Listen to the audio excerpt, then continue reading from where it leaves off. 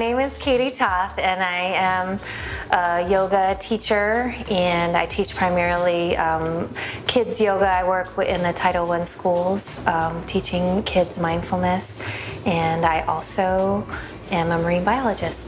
Right now, well, with the start of this school year, I teach yoga and mindfulness and other enrichment activities to fifth graders in the Title I schools through a grant, and I also teach children in foster care, and I lead mindful parenting classes. So day to day, I kind of do a lot of behind the scenes content and promoting on Facebook and things like that, and get my content ready so I can go out and deliver it to those who are open to it.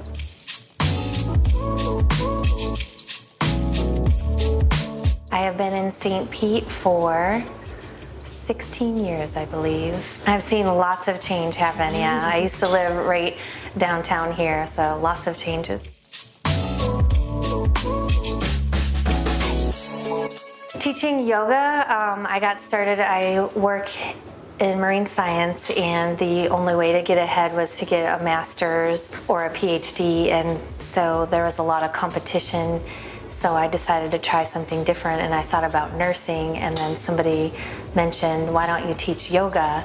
And so my very first yoga teacher, she did her teacher training in India, and I decided to follow in her footsteps. So I went and lived at an ashram for 4 weeks, and then I went back again for my 500-hour training, and I did 6 weeks there. And then shortly after that, I fell into kids yoga and started teaching that as my niche, and it's been really great, actually. Turns out I'm really good at it.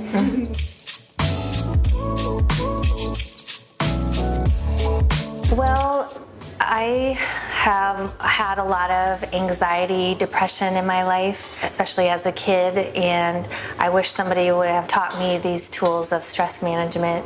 So learning how to be in my body, to love myself, to breathe, to not take anything personally, and to learn emotional intelligence. My life would have been so different if I would have learned these things. So my passion is to teach kids while they're open and receptive that they have a choice in their lives and in their emotions. We're not really taught emotional intelligence in this country, so my mission is to bring that to children so they can grow up learning how to deal with and manage their anxiety and depression and anger, so we'll all be a little happier.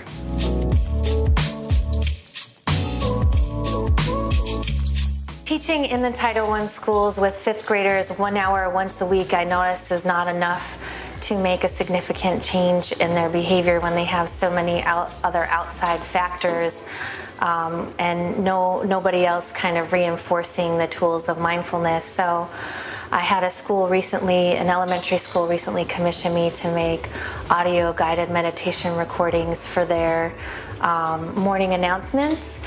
And so I just completed that, and I'm hoping to put together that for other schools to use as well, and with packaged with that a couple of workshops to train the school teachers themselves on how they can practice mindfulness, give them some tools and tricks to maybe help reinforce these mindfulness practices in their classrooms, and then also to provide them, like, they could create their own calm down corner, so I can either put together a basket for them with tools and props, or help them at least be able to find them for themselves. So want to broaden the reach of these social emotional learning to not just fifth graders, but see if we can try to get this into more of the schools in the area, because I know our children need it severely.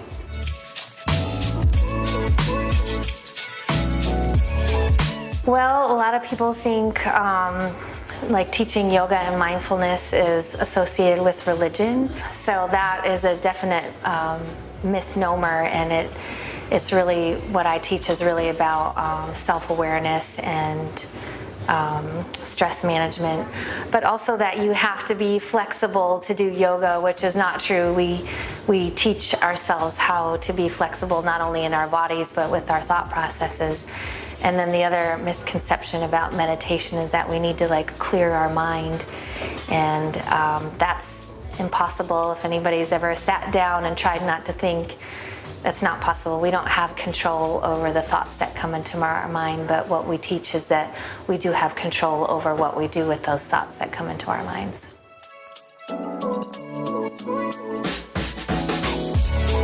The most challenging aspect of what I do is because I'm a single person, like doing all this myself, like trying to get the word out, trying to market myself, flyers and reaching people is really hard on the business aspect for me, kind of doing it by myself.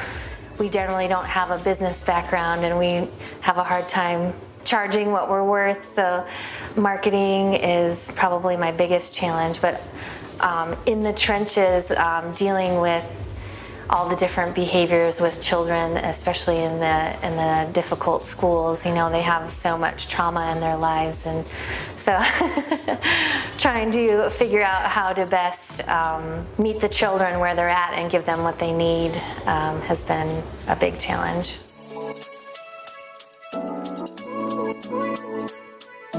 I recently hired a business coach, and kind of the best piece of advice I got was I was learning how my emotional chaos kind of thwarted my business efforts. So she told me that if I have a meeting, say, with a company or a school, I would never just blow it off to do something different. And so if I make a timeline or a meeting with myself to get something done, why would I blow that off for, you know, lunch with somebody or this and that, and to treat myself with as much respect as I would an outside person that I was going to meet. So.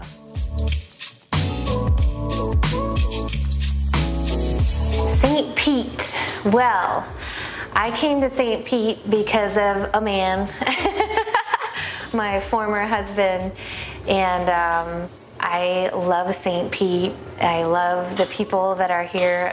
The single greatest thing that I loved about St. Pete was Janice Landing, because I love live music, and so that has definitely made me stay here. I love how eclectic we are here. The people are amazing, and a lot of like-minded folks. So as far as peace and love and